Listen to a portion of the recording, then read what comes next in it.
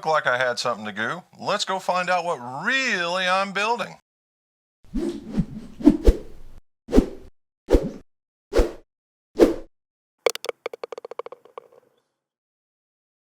Welcome back to my golf shop. Jim McClary, Most War Certified Clubmaker, Club Fitter, where we talk about club repairs, club reviews, and club fittings.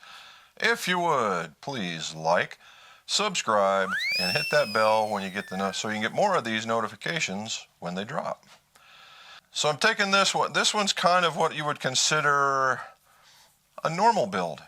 All right, a normal build. But I wanted to give Wilson a little bit of acknowledgement because we, use him quite a bit here. And we just really haven't had an opportunity to show you a build like we had the other companies, because mostly those have been things that have been sent in. Well, this is a result of a fitting that we did, and we found that the golfer really liked those. All right, the Wilson D7. Wilson D7, it was a new release for this year, and the D stands for distance, right? What they did, Mr. Pergonde and the folks at Wilson, they started taking the irons in the woods in a more modern direction. And because the D series in previous models really were kind of clunky. They may have worked really good, but they really didn't look good sitting in the bag. Mr. Pergonde got on to become the head R&D, head design, whatever you want to call him. But he's been pretty good for him, I have to say. He started with the C300, which I thought was a fantastic addition, okay? So I really like that. Now comes the D series, all right, the D series. Now, if you look, it's got a fairly thick top line. You're going to be able to see some of the back at address. Not a bunch, not a bunch. It does have some offset, but not, it does have some offset. You can see it right there. Right, remember we talked from leading edge to the leading edge? But it's not one of those kinds where you see it and it just turns and it goes like that. It's a very smooth transition, so it looks really good. It's a longer, larger blade, so from here to here and from here to here, it's bigger, and it's very forgiving, right? Very forgiving. Now, what makes it special? Well, they've included power holes. Now, power holes are a big thing in the C300 series, and they are in this one, but it's progressive power holes. Let's see if we can get, there we go. Progressive power holes. There's 3 lines. Now, what's that for? Well, it allows the face to flex, all right, because it's already a very thin face that's already in here. This line, and it has a very wide sole for, turf interaction, right? So if you're a digger, this will bounce you out, right? That's what most people want, because you don't want to take, you don't want to take divots the size of Rhode Island. You want to, just get some of it and go. So if you're a big divot taker, this very well may help. Now, if you're a scooper, you may not like it because the sole is so wide, you're going to catch it and it's going to force you forward. And you say, well, Jim, that's a good thing. Not necessarily. So before you think that, go try it out. Now, the power holes on the other ones only had 2. These have 3. They figured out the location and the separation and location to get that maximum out there. Now, if this was to be cut in half, this would be a big old, right about here, that would be a piece of metal that goes like this, and all of that is a badge and a small piece of material about that wide, and I imagine that's for deadening of the sound and to give it a little bit more support, right? But it comes around here, so you got like a small pocket in there, and that combined. Now they call it, and what happens is as you go down the set, the slots disappear. So this was a 7. This is a gap wedge.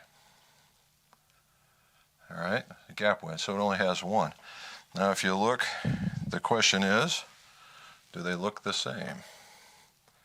So they're a little different, right? So the shape changes ever so slightly for the club, and as it should, right? The offset gets probably a little smaller, right? A little smaller, more right into it. If you're that guy looking for more distance, because these are very strong, it's about a 22-degree 5-iron, I think a 43-degree pitching wedge. So you got the gap wedge in there, and you're gonna rethink your wedge combination when you go to do that. And if you're looking for the distance, looking for the forgiveness, looking for getting it up in the air, looking not to, take monster divots and to have feel a pretty good game, these guys are for you. All right, they're for you. Now, what are we putting in them?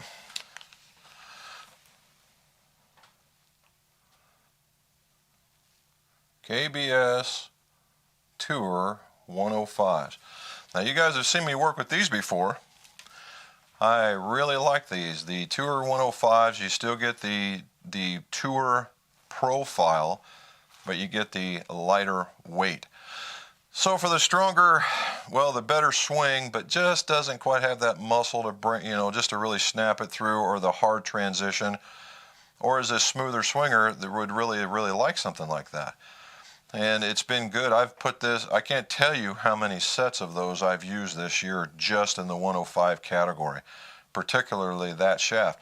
For guys that were stronger, I mean, I've tipped some that were almost in the X flex range, and now I'm into the R range. So it covers the gambit, right? It covers the gambit. And finally, we are going to install Golf Pride MCC4 Blues. All right, blues in the mid-size. Kind of dig on the color. The blue's nice. See? Blue's nice. All right, I'm going to put that on there as well. So now we've talked about the build and building. I want to pose a question to you guys. You see me talk to you about building on this, and I'm starting to get a lot of emails from guys on building questions. Now, I really don't mind to answer them. However, I want to ask you a question, put it down in the show notes, tell me what you think. I'm really, really considering doing a school, all right? A school that can be done online.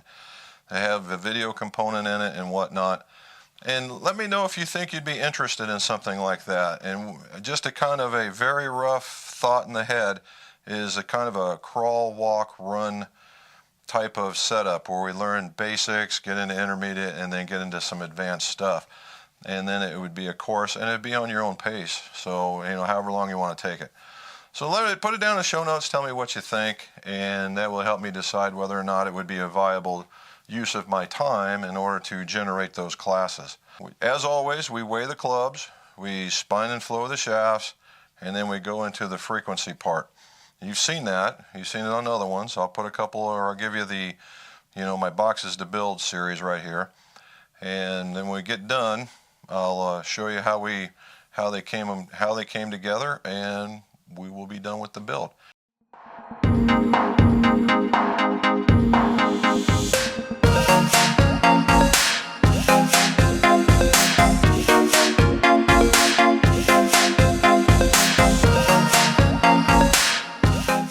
Well, hey, welcome back to day 2, and I want to talk about glue, right?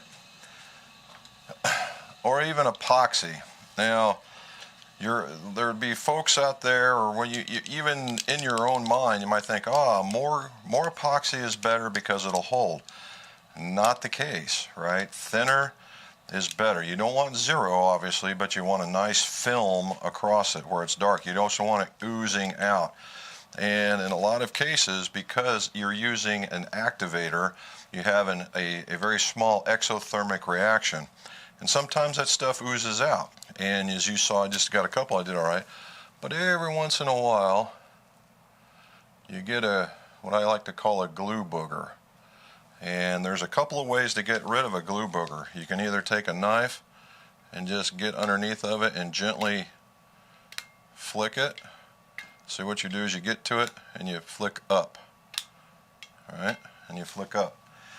If it looks like the chrome or the finish is a little soft, you really don't want to do that too much. And what you can do is my felt belt will take care of that. So I did get a little bit of it. I'm not so sure you can see all that. I'll let it focus a little bit. But if I do this,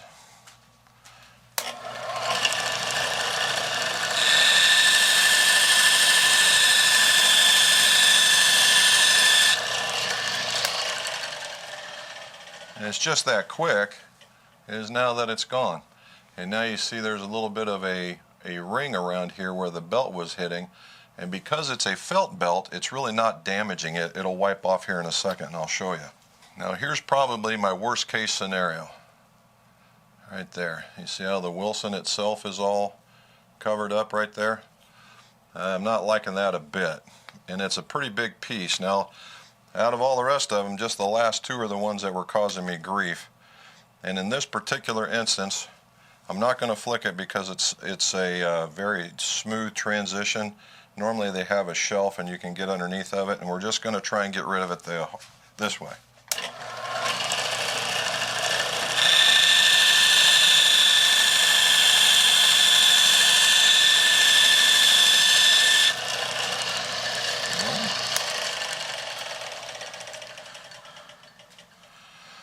And if you can see it again, I'll let it sit there for a moment. I pretty much got it all. And then what you do is you take the acetone. Give me a minute for that. All right, the paper towel 2x2 nice and soaked up. Give it a quick look. See, there's just a little bit left that I can get with the acetone. Voila. And then there you have it. A nice, comfy, clean product, so when it goes to the golfer, they're happy. So I'm going to take all the tape off. I'm going to do all the acetone on it, and then the buffing with the buffing wheel. Then we're going to cut them and put some grips on them. When we get done with that part, I'll be back and we'll tell you about the grips. So we're getting ready to put on the grips on the Wilson D7s with the KBS 105s, and we're putting on the Golf Pride MCC Plus 4s, and they're mid-size. And the other part is, you're going to watch me put them on, but since we are getting so very close to Christmas, figure we talk about some Christmas gifts. So, guys and or gals, if you wanted to, we're getting close, and sometimes those delivery times you're going to get close and you may or may not get stuff delivered. I know Amazon is a great spot, and I get my stuff from them just as easily. And I'm here for you ladies or guys, significant others, trying to figure out what to get the golfer in your life, and you just don't know what it is because you don't want to see something to get, you want to make sure that it fits, right? So it's like buying shirts or shoes or something like that. Normally that's not a very good last minute type setup unless that golfer has 100% said this is what I want.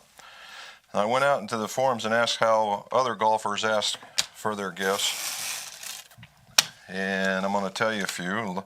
Some of them have been married for a while and they just say, well, I'll go get it. Others will say this is exactly what I want and make it easy. And others will say just give me a gift certificate, and then that way it fits. Well, a gift certificate certainly does fit for sure. However, I'm going to talk to you about some stuff that will fit no matter what. All right, number one that fits no matter what, a rangefinder. A rangefinder, and the GPS watch could fit in there as well. So GPS, be my opinion, is a very neat little tool. However, it gives you distances while you're standing, wherever you're standing, front, middle, and back of the green. And then you got to make sure everything's loaded, and every once in a while you get hit with, maintenance fees or something along that lines. Hence the reason why I like the rangefinder. Right, there's a couple of really nice rangefinders out there. Bushnell would be my number one pick. Leopold is another one.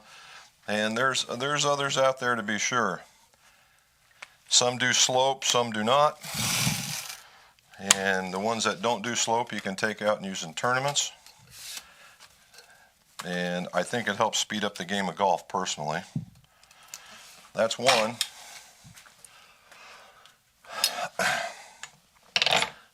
Number two, if your golfer is a walker and was looking for a little help, a golf cart, a golf push cart.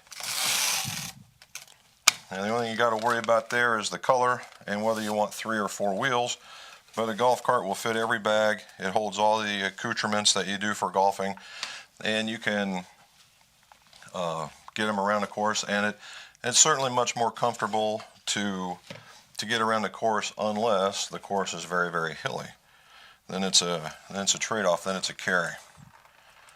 Another one that you might like is and it's more of an apparel item than it is a golfer item, is the Next belt. Next belt is an adjustable belt starting from waists of 45, and then you trim the belt. You trim the belt to the waist size, and voila, there you go. So the smart play really is to trim it about an inch bigger than your actual waist, and then that way it'll go either way for those Thanksgiving dinners and Christmas dinners. And they have just a ton of colors, a ton of badges, you know, and different, white, green, blue, black, brown, different kinds of browns, different kinds of buckles, what you name it, they've got it. And some of the golfer ones, they have golfer belts, they have business belts, they have belts for guys that'll hold guns, the gun belt. So just see what might apply to you, and check out Next belt. Okay, Next belt. All right, another one that I would suggest, and this is just kind of a, what was that, 3? Let's go to 4. And the 4th one is a fitting. All right, a fitting. A fitting always fits. That sounds fun. That sounds like a tagline. A fitting always fits. So you can get a putter fitting, you can get an iron fitting, you can get a wood fitting. Some may offer a combination of either one. And what that does, a fitting, in my opinion, you know, although is a money saver in that once you get done, then you know what you need, and that way you're not hunting around or making a guess because it was a good deal on eBay or just a good deal in general. So go figure out what it is you need, because a fitting is a educational experience, and it should be something that you enjoy. So when they leave, they come back wore out and happy with all the information that they just got. That would be the way to go with it for me. Look at that. And we got done with 4 of them and 4 grips and 4 ideas. Now, talking about the grip is what we call a half cord. It's corded in the back, rubber in the front, and it has a softer texture, and the taper on it is very, very much, they say, like having 4 rolls of tape underneath this hand, so it's built up the bottom hand, so to speak.